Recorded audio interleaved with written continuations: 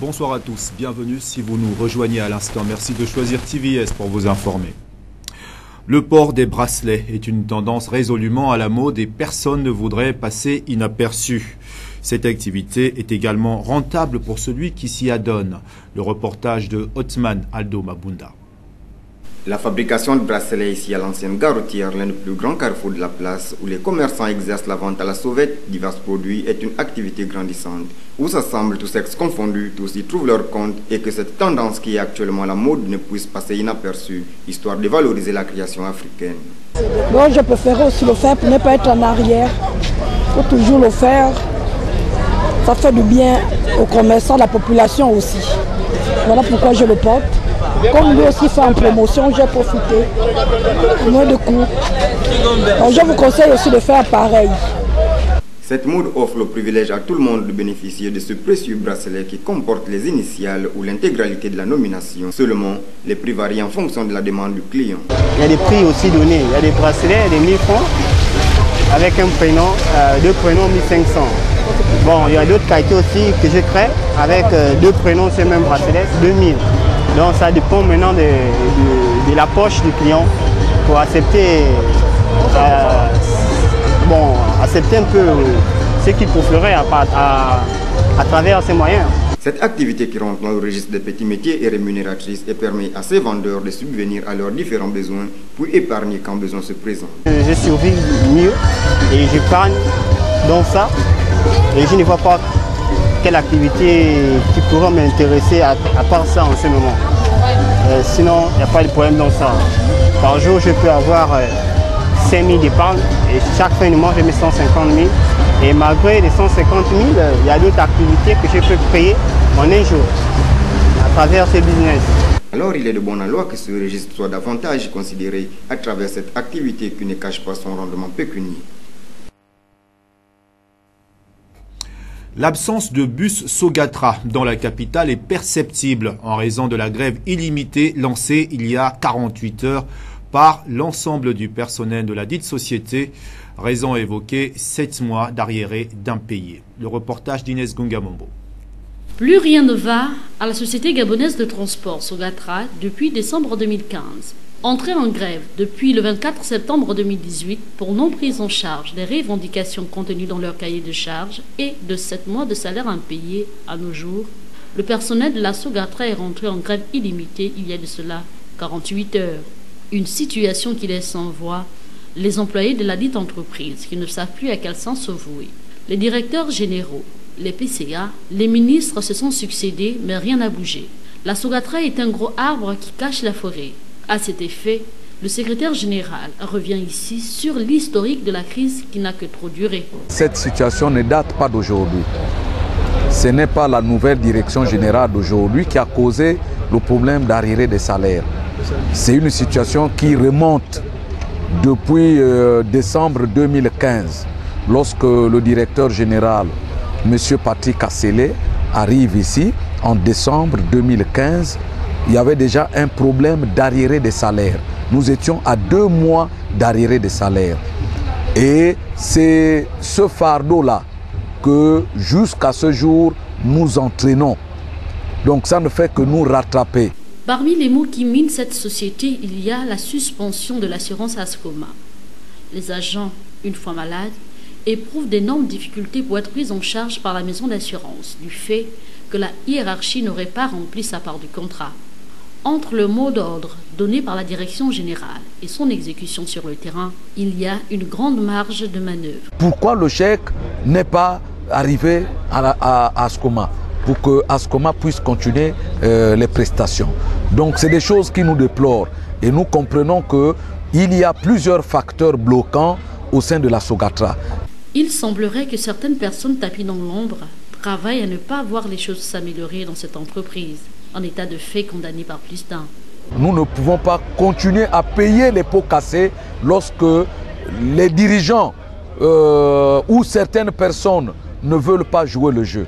C'est pour cette raison que nous pensons qu'à compter de ce matin, les activités doivent cesser et le service minimum doit cesser pour que rapidement le président de la République, le gouvernement puisse trouver une solution définitive pour que la Sogatra sorte des difficultés. Les agents de la Sogatra ont désormais les yeux rivés vers le chef de l'État pour voir ce problème être solutionné définitivement. Et visiblement préoccupés par l'avenir de la société qui les emploie, les présidents des syndicats de la Sogatra ont proposé à leur hiérarchie des pistes de solutions. La mise en place du comité provisoire de gestion, qui était tout à fait normal parce qu'on n'avait pas de directeur général. Lorsque notre ministre Estelle Londo part, le nouveau ministre arrive, il met un comité ad hoc de restructuration de la Sogatra.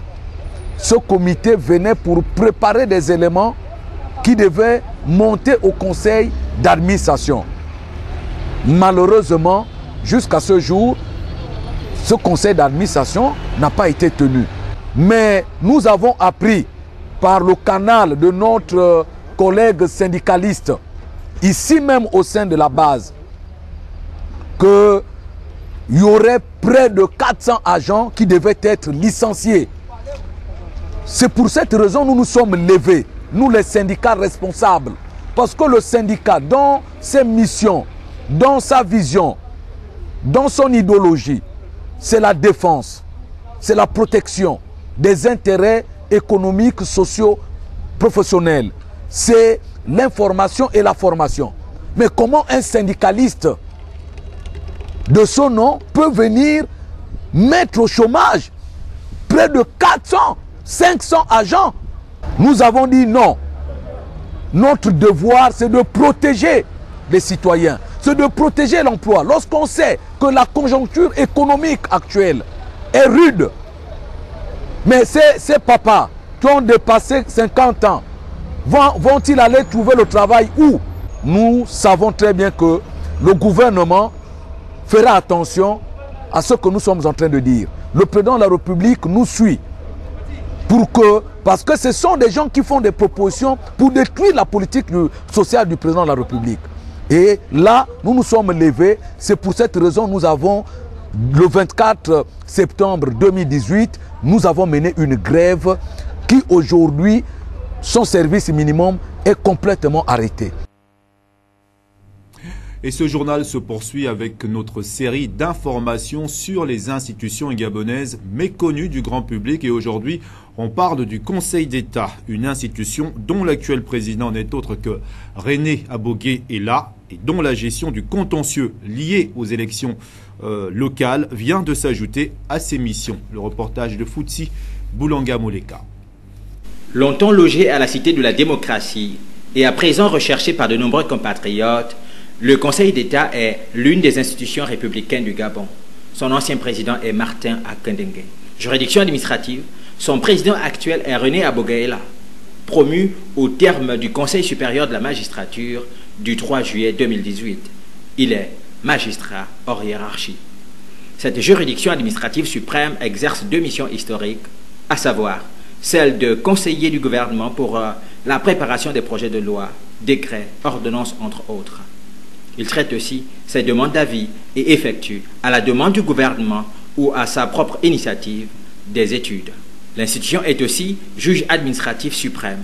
Il tranche des litiges relatifs aux actes des administrations. C'est le gérant de l'ensemble de la juridiction administrative. En effet, les usagers des services de l'administration gabonaise se plaignant de nombreux maux, ainsi des conflits qui opposent l'État employeur et l'agent plaignant, se règlent au niveau de cette instance suprême. S'il n'y a pas eu compromis à la base, l'institution s'appuie sur le droit pour rendre la justice. Malgré cela, le commun des Gabonais pense que le Conseil d'État aurait tendance à être sous la dictée du pouvoir exécutif. Pourtant, lors du conflit administratif, seule l'administration employant le plaignant, l'agence judiciaire du Trésor et le Conseil d'État devraient uniquement être concernés. Comme actualité, il incombe à présent au Conseil d'État d'intervenir désormais en matière de contentieux électoral pour les élections locales, avec l'appui des juges administratifs en lieu et place de la Cour constitutionnelle, où tous sont en séminaire de formation depuis hier. Mais il faut préciser que le Conseil d'État interviendra à la fin du processus du contentieux pour donner les résultats.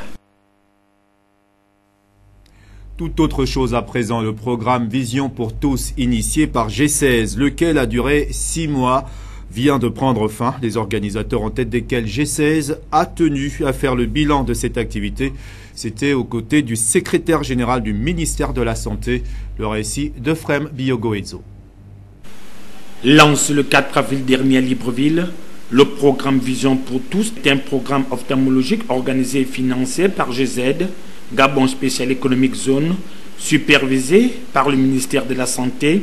Ce programme a notamment permis à plus de 75 000 personnes d'être reçues au sein de l'unique centre agréé et a coûté 530 millions de francs CFA au groupe GZ en termes de dépenses. Au moment où ce programme prend fin, il était plus qu'urgent que les principaux initiateurs et partenaires ayant soutenu cette œuvre humanitaire fassent le bilan après 6 mois de soins gratuits. Des chiffres sont d'ailleurs éloquents. Les experts en ophtalmologie indiens donc ont travaillé en collaboration étroite avec l'équipe médicale du CHU d'Ovendo et ont opéré avec succès et sans complications majeures plus de 3000 patients, dont 2288 cataractes et plus de 700 autres pathologies de l'œil qui nécessitaient des opérations. Cela a un rythme quotidien effréné, moyen de 250 consultations et de 30 opérations par jour. Les consultations se sont déroulées en partie en milieu hospitalier et ont révélé 13 919 cataractes, 14 000 troubles de la réfraction, 2 700 ptérygions et 1 600 glaucomes. Sur l'invitation de Monsieur le directeur général du centre hospitalo-universitaire de Libreville, la mission s'est déplacée aussi vers les patients des services d'endocrinologie et de cardiologie, où plus de 3600 personnes ont pu bénéficier d'un examen ophtalmologique, en cela principalement des diabétiques. Vision pour tous sous forme d'équipe mobile. Vision pour tous, sous forme d'équipe mobile appuyée par les bénévoles de toute nationalité, s'est également rapprochée des écoles afin de dépister les troubles visuels chez plus de 35 000 enfants en âge scolaire. À ce niveau, des mesures coercitives ont été prises pour la prise en charge des malades. 8000 lunettes médicales ont été prescrites et une partie distribuée, le reste étant bien sûr en cours de fabrication. Le personnel des hôpitaux, en contact avec l'équipe d'ophtalmologie indienne, a pu s'approprier leur méthode de travail. Ces différents contacts seront à l'origine d'échanges et de formations futures, fructueuses en nouvelles technologies de l'ophtalmologie. Autre temps fort ayant marqué l'assistance, la remise des certificats de reconnaissance à l'ensemble des participants qui ont œuvré pour ce programme, qui a d'ailleurs permis de soulager de nombreux patients. Et l'actuel secrétaire général du ministère de la Santé, le docteur Guy Patrick Obiangdong, a également rendu un hommage soutenu au groupe G16 pour l'effort accompli afin de permettre aux populations du reste malade de pouvoir retrouver leur santé. Nous remercions profondément le groupe GZ qui a accepté de nous accompagner sur le plan ophtalmologique. C'est la première campagne, c'est la première caravane, c'est le premier événement national qui a touché autant de personnes depuis que notre pays existe, si je peux le dire ainsi. Beaucoup de personnes, beaucoup de nos parents, familles, beaucoup de connaissances n'ont jamais bénéficié d'autant de prestations, c'est-à-dire se faire consulter gratuitement, se faire opérer gratuitement et bénéficier gratuitement de lunettes. Je voudrais par l'occasion, une fois de plus, au nom de cette population qui ont fait un témoignage positif sur cette opération, remercier aussi tous les intervenants, remercier le CHU d'Ovendo, remercier tout le staff médical qui a travaillé 7 jours sur 7 durant ces 6 mois pour l'atteinte de ces résultats. Ce qui nous réjouit dans ce partenariat avec le groupe GZ, c'est que nous avons tenu à ce que les médecins indiens ne viennent pas uniquement pour faire des prestations, mais également pour former les médecins afin qu'il y ait un transfert de compétences. Et c'est pourquoi, lorsque vous avez sillonné dans les différentes salles, dans les différents services au niveau du CHU d'Ovendo, vous avez constaté qu'à côté d'un médecin indien, il y avait toujours un médecin gabonais pour le transfert de compétences, pour le transfert de technologie. Et nous nous réjouissons que l'équipe gabonaise, qui avait déjà cette expertise en matière d'intervention de cataracte, a permis d'approfondir ses connaissances en la matière. Législative 2018, le Parti démocratique gabonais, tout en appelant ses membres à l'ordre lors de ce second tour.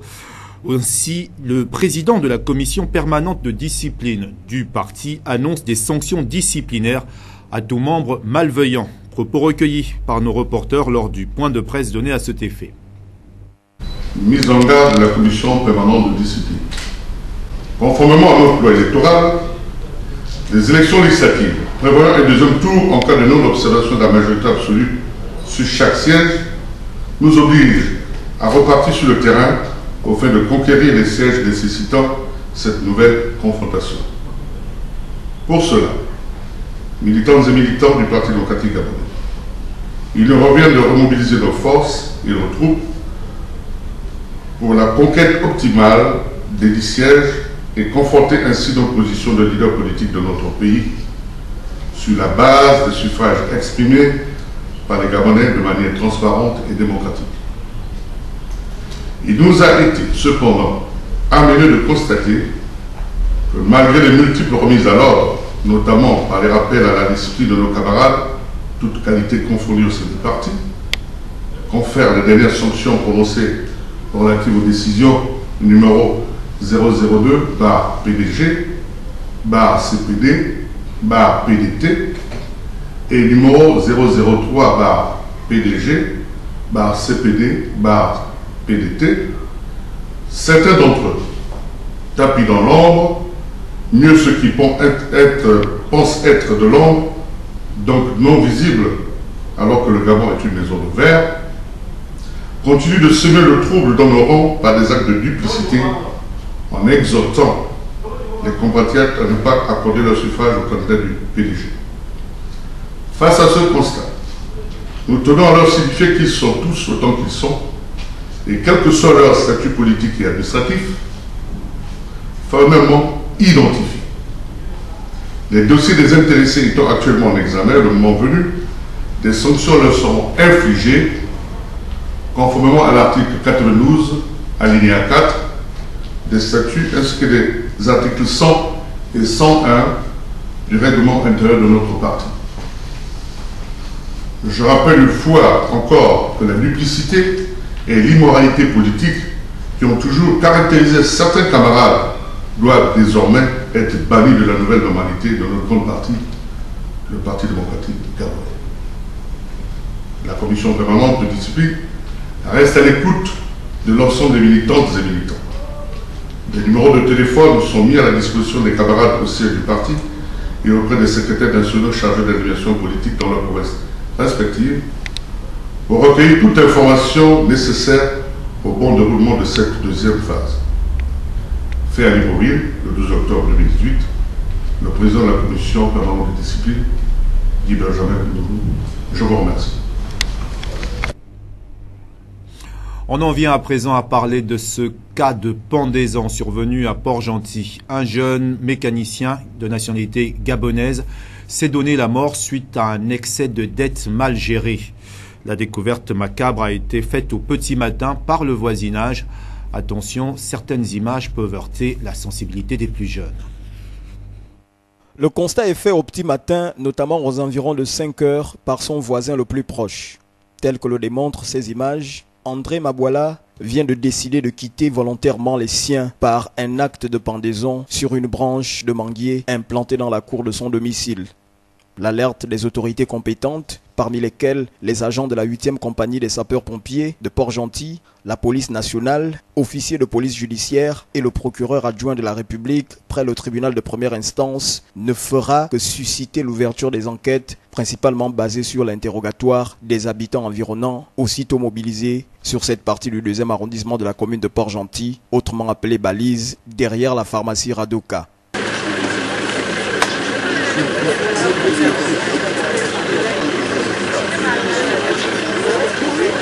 Mort à la fleur de l'âge, 40 ans à peine, André, un concitoyen de nationalité gabonaise et mécanicien de renom dans le plus grand quartier de Port-Gentil, n'aura laissé à travers cet acte de suicide que des pleurs dans son environnement.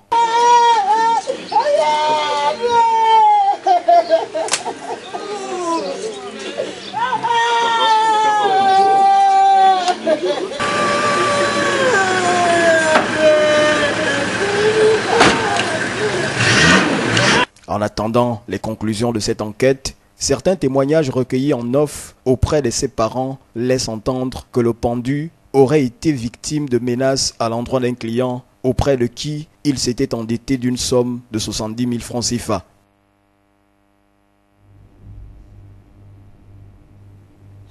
Nous restons à la Balise, ce quartier, décidément, mais cette fois-ci à la découverte, à la rencontre d'un sexagénaire de nationalité gabonaise au vécu quotidien très difficile et sans moyen de subsistance. L'indigent appelle à l'aide.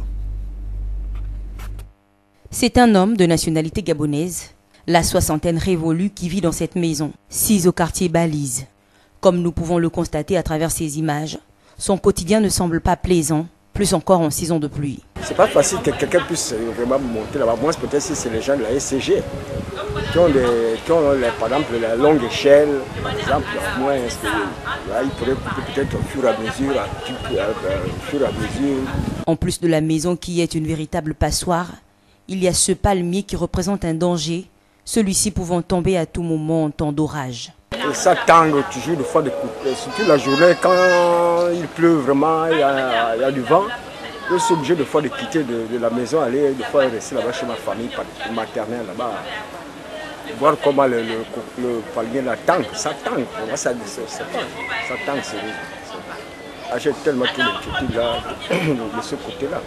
Ceci est un appel à l'endroit de toute personne pouvant l'aider à abattre ce palmier avant que le pire ne survienne. Et l'actualité, c'est également hors de nos frontières. Le dirigeant indépendantiste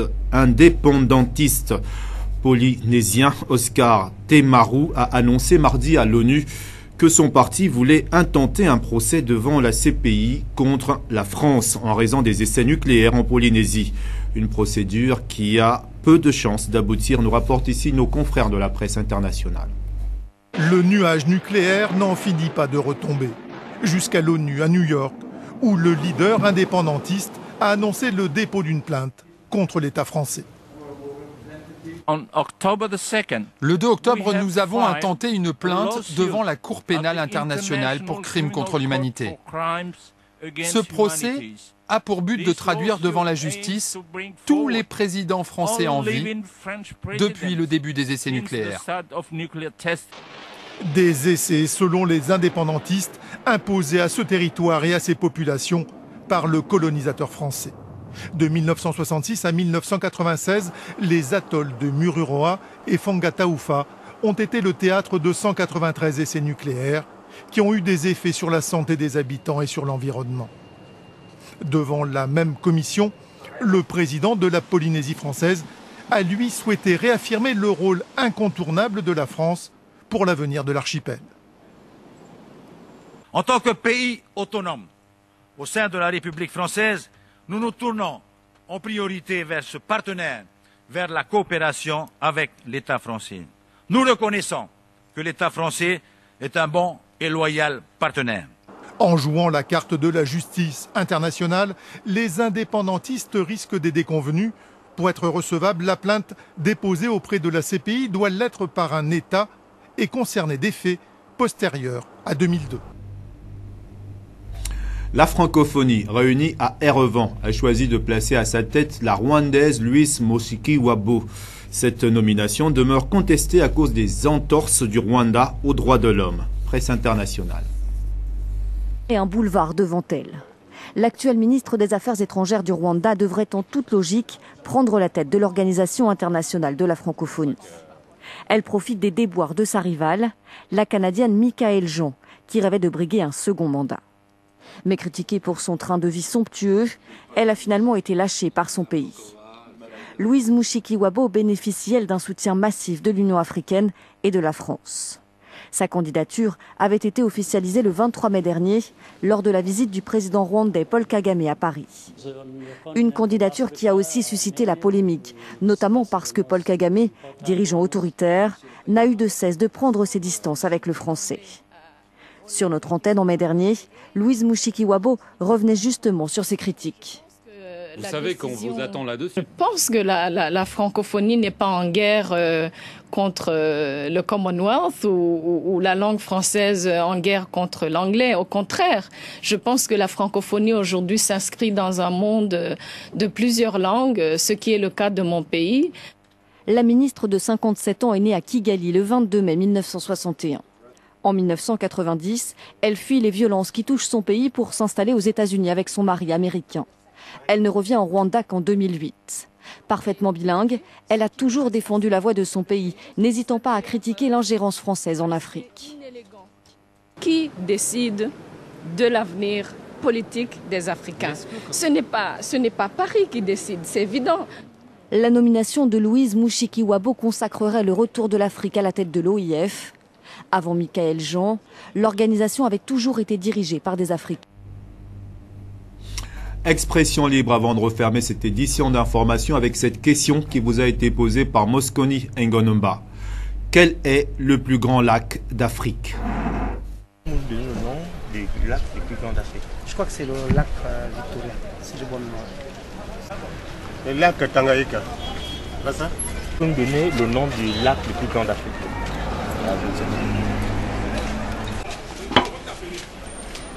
Pouvez-vous me donner le nom du plus grand lac d'Afrique?